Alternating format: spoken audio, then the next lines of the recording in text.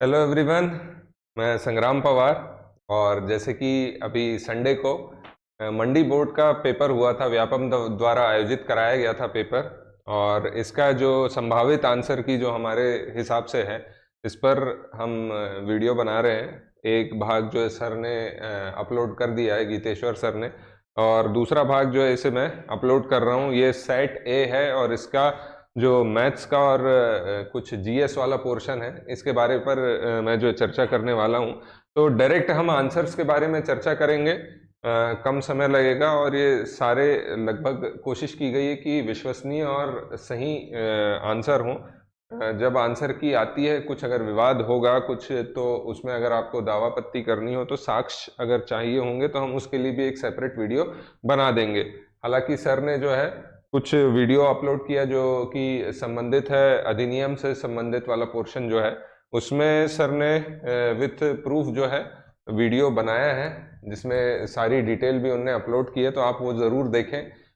फिलहाल तो हम जो है इस वीडियो को चालू करते हैं। तो जो मैथमेटिक्स वाला पोर्शन है, इसमें जो है क्वेश्चंस जो दिए गए हैं, एक वृत्त और वर्ग के संबंध में दिया गया है। परिधि बराबर हो तो उनके क्षेत्रफल का अनुपात बोला गया है। तो 14:11 होगा इसका आंसर, 14:11 होगा।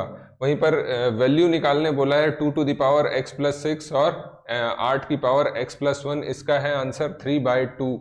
एक दिया है ये धनराशि का, और उसमें जो है 3 वर्ष में कंपाउंड इंटरेस्ट या फिर उसका चक्रवृद्धि ब्याज जोड़कर जो है वो कितने गुना हो जा रही है, इतने गुना हो जा रही है। तो ब्याज की वार्षिक दर कितनी होगी अगर इतनी हो रही, तो 50% इसका आंसर है। वहीं अगला क्वेश्चन अगर देखा जाए, एक आयताकार या रेक्टेंगल का बोल रहा है, क्या चीज, एरिया बोल रहा है। क्षेत्रफल जो बोल रहा है 150 स्क्वायर किलो यूनिट है। और इसके अलावा जो इसका एक परिमाप या पेरीमीटर है जो कि 50 है। तो इसकी लंबाई और चौड़ाई पूछ रहा है, तो 15 और 10 होगी। ठीक, ध्यान रखेंगे। इसके अलावा पूछ रहा है अगला क्वेश्चन 5वें नंबर का, जिसमें अगर कोई कमोडिटी की किसी वस्तु की कीमत में 50% वृद्धि होती है तो उसका कंजम्पशन कितना कम करना है कि एक्सपेंडिचर या आपका व्यय उतना ही रहे। तो 1/3 है इसका आंसर। एलसीएम और एचसीएफ का दिया है, इसमें अनुपात दिया है और दो संख्याओं का एलसीएम एचसीएफ भी दिया है। तो इससे पूछा गया है कि बड़ी संख्या क्या होगी, 168 होगी। इसके अलावा किसी मूलधन का साधारण ब्याज जो है 1/4% है, तो वार्षिक ब्याज दर से 1 रुपया प्रतिदिन होगा। तो यदि वह लीप वर्ष है तो उसमें पूछा है तो कितना होगा, तो आंसर है इसका 5840 रुपए। ध्यान रखेंगे। एज का एक क्वेश्चन पूछा है। एज का 4 लोगों की पहले औसत आयु पूछा है, उसमें एक व्यक्ति और जुड़ जा रहा है ई, तो उनकी औसत आयु बताया है। पहले 45 बताया है, बाद में 49 बताया है। तो ई की जो उम्र पूछ रहा है 40 वर्ष होगी। ठीक। इसके अलावा जो है एक क्वेश्चन पूछा गया है रेक्टेंगल का, उसकी साइड्स दे दी गई हैं, उसके ऊपर कुछ और रेक्टेंगल नहीं, ट्राइंगल है। साइड्स दे दी गई 8 सेंटीमीटर की, और उसमें ही उसी साइज का जो है उसकी साइड्स में स्क्वायर बनाया गया है। तो उनका टोटल एरिया कितना होगा, तो आंसर होगा 192 + 16√3 सेंटीमीटर स्क्वायर। इसके अलावा एक दिया है, एक वृत्त की परिधि दी है जिसकी त्रिज्या दी गई है 5 सेंटीमीटर। तो नहीं सॉरी, उसकी त्रिज्या क्या होगी ये पूछ रहा है, रेडियस पूछ रहा है। तो 2πr दे दिया है, सरकमफेरेंस दे दिया है, तो उससे आपको निकालना है इसका रेडियस आर, तो वो होगा 31.4 सेंटीमीटर। ठीक है, चलिए आगे देखते हैं। इसमें दिए हैं कुछ क्वेश्चन। तो श्री अन्न किसे कहा जा रहा है, ये जो बजट में बात हुई है मोटे अनाज के लिए। नीति आयोग का अध्यक्ष होता है, 12वां नंबर का है, प्रधानमंत्री होते हैं। वर्तमान समय में देश में पंचवर्षीय योजना को रूपांतरित कर दिया गया, NITI Aayog, national institute for transforming India.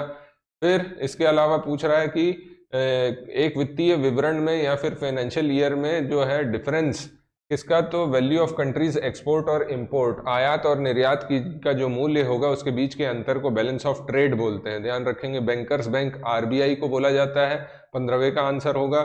ठीक। इसके बाद हमारी जो डोमेस्टिक या घरेलू इनकम जो है, ये अपने संसाधनों से अर्जित आय को संदर्भित करती है। ठीक। फिर जो भुगतान संतुलन जो होता है उसमें किस प्रकार की प्रणाली का उपयोग होता है अकाउंटिंग के लिए, लेखांकन के लिए, दोहरी एंट्री, डबल एंट्री का ध्यान रखेंगे। जीडीपी अगर देखा जाए तो लगभग 17% है जीडीपी में योगदान कृषि क्षेत्र का, ध्यान रखेंगे। इसके अलावा जो बोल रहा है आपका कि which of the income spent for consumption activities by the people of the country, तो इसका आंसर प्रायोज्य आय ही होना चाहिए, डिस्पोजेबल इनकम। एक बार इसका जब आंसर की आ जाती है तो इसे देख लिया जाएगा। और इसके अलावा जो बोल रहा है कि बहुत कम चीजों के पीछे बहुत अधिक धन का तात्पर्य है, मतलब डिमांड ज्यादा है, सप्लाई कम है, मतलब पैसा ज्यादा है, और सप्लाई कम है, सप्लाई कम है, पैसा ज्यादा है, पैसे की वैल्यू कम है, मतलब क्या, पैसे की वैल्यू या मूल्य घटा तो मतलब मुद्रा स्फीति बोलेंगे, इन्फ्लेशन। भारतीय एग्रीकल्चर के लिए पूछा है कि पीएम किसान योजना की 14वीं किस्त कब जारी की गई थी, तो 27 जुलाई को जारी की गई थी। इसके अलावा जो है commission for agriculture cost and prices, तो कृषि मूल्य आयोग, ध्यान रखेंगे इसे। फिर एपेडा के बारे में पूछा है कि कृषि, इसका हेडक्वार्टर कहाँ है, तो ये है आपका नई दिल्ली में, ध्यान रखेंगे इसको। इसके अलावा एपीडा के सेकंड अनुसूची में, शेड्यूल में एक्ट के तहत किसको शामिल किया गया, तो बासमती चावल को शामिल किया गया, बिल्कुल ध्यान रखेंगे। नाबार्ड की स्थापना किसकी सिफारिश पर की गई थी, तो ध्यान रखेंगे शिवरमन समिति की सिफारिश पर, ठीक है। इसके बाद आते हैं आपका कि छत्तीसगढ़ राज्य बीज एवं कृषि विकास निगम लिमिटेड का उद्देश्य, ये सारे हैं, है ना, कृषि विभाग की मांग के अनुसार जो है प्रदेश में कृषकों को प्रमाणित बीज उपलब्ध कराना, कृषक क्षेत्रों पर विभिन्न फसलों के उत्पन्न प्रजाति के बीजों का उत्पादन और कृषि यांत्रिकीकरण को प्रोत्साहन देना। इसमें से फिर ग्रे रिवॉल्यूशन किससे संबंधित है, तो फर्टिलाइजर से संबंधित है, तो इसका आंसर बी है, ठीक है। फिर इसके बाद नाफेड का फुल फॉर्म क्या है, तो national agriculture cooperative marketing federation of India, ठीक है। फिर आ जाते हैं हम कि लैंड होल्डिंग में सेमी मीडियम का साइज कितना है, तो भाई 2 से 4 है, ये बिल्कुल ध्यान रखना, सब पढ़ते हुए आए हैं। फिर भारतीय किसान की समस्याएं तो सारी हैं, ज्ञान की कमी, ऋण की कमी, संसाधनों की अनुपलब्धता, माफ कीजिएगा। अब जनरल नॉलेज छत्तीसगढ़ का काफी डायरेक्ट क्वेश्चन आए हैं, तो नर्मदा सोन साय के बारे में बात कर रहे हैं, तो चित्रकला से संबंधित है। छेरछेरा पुन्नी पौष माह में मनाया जाता है, ठीक है। इसके अलावा पूछ रहा है क्या, जनजातियों में पारद का मतलब क्या है, शिकार है, ठीक। कक्साड़ नृत्य, अबूझ माड़िया, ठीक। पामेड़ कहाँ है, बीजापुर में है। आगे देखते हैं अगला, पठौनी विवाह तो गोंड जनजाति में से संबंधित है। महानदी की सहायक नदी नहीं है, अरपा शिवनाथ से संबंधित है, ठीक। इसके बाद बोल रहा है कि निम्न में से उद्गम स्थल छत्तीसगढ़ की सीमा के बाहर है, तो भाई इंद्रावती हमारी उड़ीसा से आती है, ठीक। 1907 प्रांतीय राजनीतिक सम्मेलन के अध्यक्ष कौन थे, तो ध्यान रखेंगे नारायण राव केलकर। ये इसका जो है उत्तर देखा जाएगा, फिर से एक बार आंसर की आ जाए उसके बाद। फिर सिरपुर के पांडु शासक महाशिवगुप्त बालार्जुन के शिलालेख में निम्नलिखित किस बौद्ध आचार्य का ग्राम दान देने का उल्लेख होता है, तो आनंद प्रभु कुटी विहार है वहां पर, ठीक। पीपीपी मॉडल पर आधारित जो है एथेनॉल प्लांट कहाँ पर स्थापित हो रहा है, तो कबीरधाम में हो रहा है, पता है आप सभी को, ठीक। इसके अलावा बस्तर संभाग में एनएमडीसी द्वारा जो है नगरनार में इस्पात संयंत्र या स्टील प्लांट बनाया जा रहा है, आंसर बी है इसका। पुत्रा पुत्री विवाह जो है वैशाख माह से संबंधित है, ठीक। इसके अलावा छत्तीसगढ़ में कुछ जनजातियों का सैला नृत्य कब होता है, तो दीपावली से प्रारंभ होता है, ध्यान रखेंगे। मनियारी नदी के किस जलाशय परियोजना का नाम राजीव गांधी है, तो ध्यान रखेंगे खुड़िया, ठीक। आगे आते हैं हम, तो छत्तीसगढ़ में निम्नलिखित जनजाति में जो प्रसव के लिए महिलाओं के लिए अलग झोपड़ी बनाई जाती है जिसे कुंबा बोलते हैं, कुंबा, तो ये पहाड़ी कोरवा से संबंधित है, ठीक। डी है ऑप्शन।